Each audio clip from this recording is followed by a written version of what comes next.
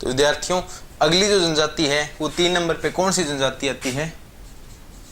वो आती है ग्रासिया। ग्रासिया जनजाति बड़ी जनजाति में तीसरे नंबर पे जनजाति ये आती है। और अगर सर्वाधिक देखा जाए कि कहाँ पाई जाती है, तो सर्वाधिक ये जो जनजाति है वो पाई जाती है सिरोही के अंदर। सर्वाधिक ये जनजाति पाई जाती है। फिर मूल स्थान का पूछ ले तो सिरोही के अंदर ही एक सिरोही का जो है बाखर क्षेत्र है। सिरोही का बाखर क्षेत्र जो है इनका जो मुख्य रूप से जो क्षेत्र है वो सिरोही का बाखर क्षेत्र। और कुछ क्या है कि अन्य मतों के अनुसार इनको क्या बोला है कि गुजरात के अंदर क्या है बड़ौदा, गुजरात के अंदर बड़ौदा का चयन पारित क्षेत्र जो है वो माना गया भी इनका मुख्य रूप से। फिर देखो ग्रासिया इस जनजाति के अंदर क्या है कि विवाह के 3 प्रकार हैं। ठीक है, विवाह की 3 प्रथाएं हैं। तो वो कौन सी है? इसके अंदर नंबर 1 आता है मोरबंदिया। मोरबंदिया, मोरबंदिया विवाह से क्या तात्पर्य? मोरबंदिया होता है ब्रह्म विवाह। ब्रह्म विवाह, ब्रह्म विवाह का मतलब नॉर्मल जो शादी होती है घर में उस तरीके से सभी की सहमति के द्वारा किया जाने वाला। फिर नंबर 2 पे कौन सा आता है? वो आता है ताड़ना, या इसको तारना भी बोलते हैं भी। तो ये विवाह कौन सा आता है? इसके अंदर क्या करता है कि लड़की का पिता जो है वो लड़की का मूल्य लेता है। लड़की का पिता लड़की का लड़के वालों से मूल्य लेता है। ये होता है ताड़ना या तारना। फिर नंबर 3 आता है जो विवाह है, नंबर 3 आता है पहरावना। देखिए पहरावना, पहरावना विवाह क्या होता है? इसके अंदर नाम मात्र के फेरे होते हैं। कोई मंदिर में जाके जैसे उन्होंने शादी कर ली, नाम मात्र के फेरे होते हैं, 2 फेरे ले लिए, शादी होगी। ये होते हैं इनके 3 विवाह। फिर इसके अंदर सर्वाधिक क्या है? प्रेम विवाह का प्रचलन होता है भी सर्वाधिक। कौन सी जनजाति में? ग्रासिया जनजाति में। और फिर दूसरी बात करें इनके अंदर विन्य या अट्टा सट्टा, विन्य या अट्टा सट्टा विवाह का जो प्रचलन है वो हो जाता है, बहुत ज्यादा जो है भी इसके अंदर। फिर ये क्या करते हैं कि सफेद पशु या पक्षी जो होते हैं उनको पवित्र मानते हैं भी। सफेद पशु या पक्षी को पवित्र मानते हैं। इसके अलावा जो इनका प्रमुख पक्षी जो होता है वो होता है मोर। प्रमुख पक्षी कौन सा होता है? मोर। और बात करें अगर प्रमुख त्योहार की, तो प्रमुख त्योहार कौन सा है? वो होता है होली और गणगौर। होली और गणगौर, इनके त्योहारों का जो आगमन होता है वो होता है आखा तीज से। किससे होता है? आखा तीज से जो है इनके त्योहारों का आगमन होता है। फिर ये कृषि करते हैं। कौन सी है? तो कृषि है इनकी हारी बावरी। हारी बावरी, हारी बावरी कृषि जो है इनकी प्रसिद्ध है भी। हारी बावरी कृषि की व्यवस्था जो है वो प्रसिद्ध है। और ये जो घरों को जो है वो क्या बोलते हैं? घेर बोलते हैं भी। घरों को क्या बोलते हैं? घेर बोलते हैं।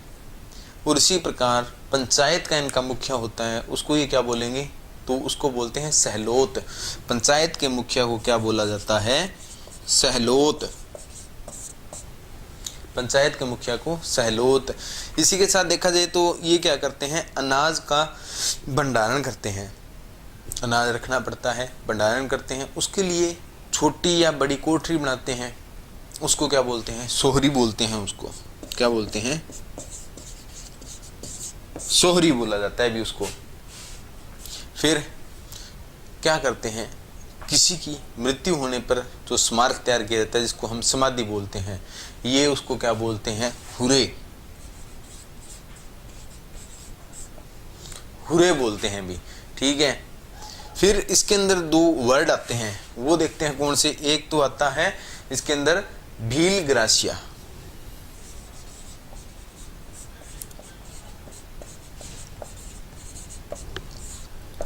भील ग्रासिया। फिर आता है गमेती ग्रासिया।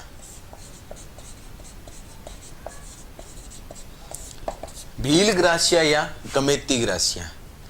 भील ग्रासिया क्या है कि अगर कोई ग्रासिया पुरुष हो और वो भील स्त्री से शादी कर ले, भील स्त्री से विवाह कर ले, तो वो क्या होगा, वो होगा भील ग्रासिया। और गमेती ग्रासिया के अंदर क्या होता है, अगर कोई भील पुरुष है, ठीक है, भील स्त्री नहीं, भील पुरुष है, अगर कोई भील पुरुष है और वो ग्रासिया स्त्री से शादी कर ले तो उसको क्या बोलेंगे, गमेती ग्रासिया बोलेंगे। फिर नेक्स्ट बात करें तो गमेती, ये जो ग्रासिया हैं, इन ग्रासियों को क्या है कि समुदाय में बांटा गया है, वो 3 समुदाय में बांटा गया है। ग्रासियों को कितने समुदाय में बांटा गया है पूछा जाए तो कितने से जो है समुदाय में बांटा गया है, वो 3 समुदाय में बांटा गया है। तो सबसे कौन सा होता है, पहले जो है मोटी नियात, नंबर 2 बोलेंगे नेन की नियात। मोटी नियात, फिर नंबर 2 कौन सा आएगा, नेन की नियात। फिर बात करें तो कौन सा आएगा, निचली नियात। नंबर 3 कौन सा आएगा, निचली नियात।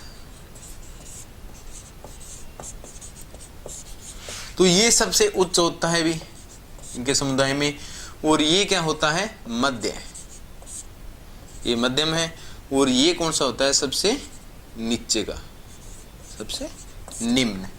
ये 3 समुदाय हैं इनके। कौन कौन से, एक तो होता है मोटी नियात, फिर नेन की नियात, और उसके बाद निचली नियात है। इनके अंदर एक सेवा विवाह भी है। भी कौन सा है, सेवा विवाह।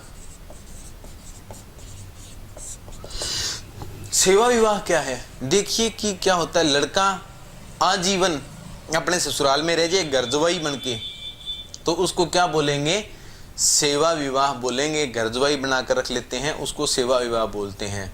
फिर एक होता है अन्ना विवाह। अन्ना विवाह,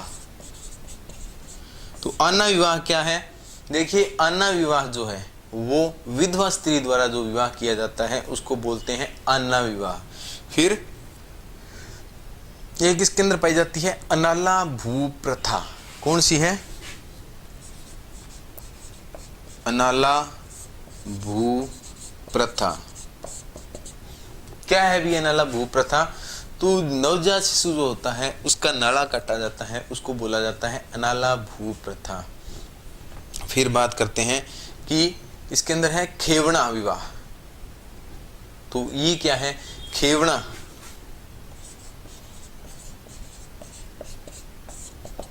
देखिए खेवणा, तो खेवणा क्या है कि इसके अंदर क्या होता है, विवाहित स्त्री अपने प्रेमी के साथ भागकर जो शादी कर लेती है, विवाह कर लेता है, उसको क्या बोलते हैं, खेवणा बोलते हैं भी। नेक्स्ट एक देखते हैं,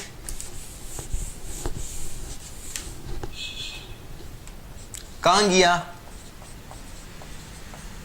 या मेक। कांगिया या मेक, तो कांगिया या मेक क्या होता है, ग्रासियों का जो मृत्यु के बाद मृत्यु बोझ दिया जाता है, जिसको हम बारा बोलते हैं, खर्च बोलते हैं, वो कांगिया का एक होता है, जिसको हम मोसर बोलते हैं, वो होता है कांगिया या मेक कहा जाता है ग्रासियों का। फिर उसके बाद देखते हैं कि इनकी पवित्र झील है। सबसे ज्यादा पवित्र झील कौन सी मानते हैं, तो वो मानते हैं ये नक्की झील को। नक्की झील कहाँ है भी, माउंट आबू के अंदर है नक्की झील, जिसके अंदर ये अपनी जो है अस्थियों का जो है वो विसर्जन किया जाता है इनके द्वारा। कहाँ है, माउंट आबू में सबसे पवित्र झील मानते हैं। फिर बात करें तो प्रतिवर्ष क्या होता है कि चैत्र शुक्ला तीज को, प्रतिवर्ष चैत्र शुक्ल तीज यानी गणगौर को क्या है, सिरोही के अंदर जो मेला भरता है वो कौन सा है, अंजारी मनखारो मेलो। अंजारी मनखारो मेलो नाम दिया गया है भी इसको, अंजारी मनखारो मेलो इनका जो है प्रसिद्ध मेला है। ठीक है, उसके बाद एक देखते हैं इनके अंदर जो है ग्रासिया के लिए एक शब्द का यूज होता है, हेलरू।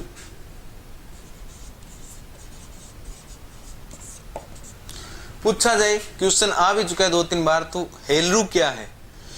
देखिए हेलरू जो है वो है ग्रासिया जो जनजाति है इनसे संबंधित एक सरकारी संस्था है जिसको क्या बोला जाता है? हेलरू बोला जाता है। ये थे भी ग्रासिया जनजाति के बारे में कुछ जानकारियां। नेक्स्ट देखते हैं तो कौन सी आएगी? नेक्स्ट देखते हैं कंजर जनजाति, देख लेते हैं। कंजर जनजाति राजस्थान के अंदर ये जनजाति 6ठे नंबर पे आती है। सर्वाधिक पूछा जाए तो कहां है? सवाई माधोपुर। सवाई माधोपुर, या संभाग पूछे तो कोटा संभाग में सर्वाधिक है भी ये, या कोटा संभाग में। सवाई माधोपुर अगर संभाग पूछे तो कोटा संभाग। फिर कंजर जनजाति का अर्थ क्या है? कंजर का अर्थ क्या है भी? तो इसका है जंगल में विचरण करने वाला। कंजर का क्या अर्थ होता है? जंगल में विचरण करने वाला, जो जंगल में घूमता रहता है वो है कंजर जनजाति का, जो कंजर का जो है वो अर्थ है। फिर बात करें कंजर शब्द की उत्पत्ति किस भाषा से हुई है?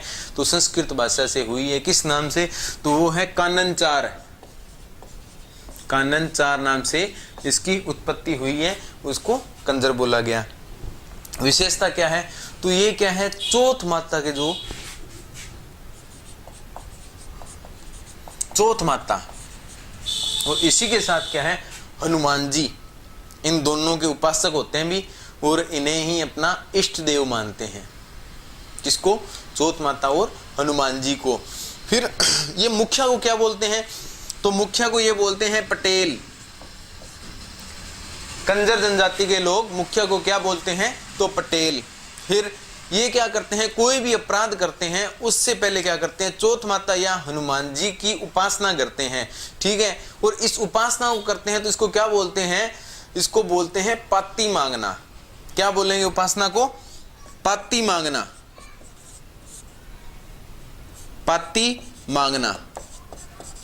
कंजर जनजाति द्वारा जो चौथ माता और हनुमान जी की उपासना की जाती है किसी भी आपराधिक प्रवृत्ति से पहले, किसी अपराध करने से पहले, तो उसको क्या बोलेंगे? पाती मांगना बोलते हैं भी। फिर चौथ माता के अलावा देखिए रक्तदजी माता है एक। कौन सी? रक्तदजी माता। रक्तदजी माता, या इसको बोलो सुकूर सतूर।